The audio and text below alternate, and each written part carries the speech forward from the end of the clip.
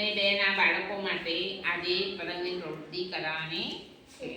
સાધનોમાં રંગીન કાગળ, વાંસની કામડી, ફેવિકોલ.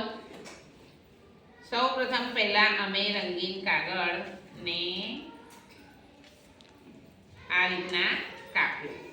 તેની ઉપર માપની કામડી લીધી અને આ કામડી લગાવી. ત્યારબાદ ઊભી કામડી પણ લગાવી.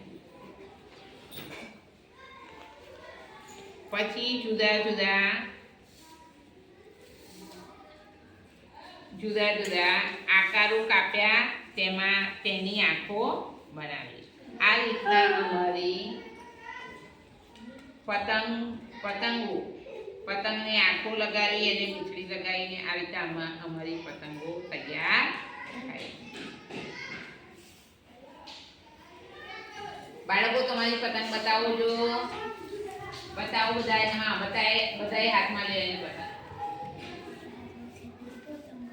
લો પતંગ, બધાની પતંગ બતાવો. ચાલો પતંગ. હા, સરસ મજાની અમારી પતંગ તૈયાર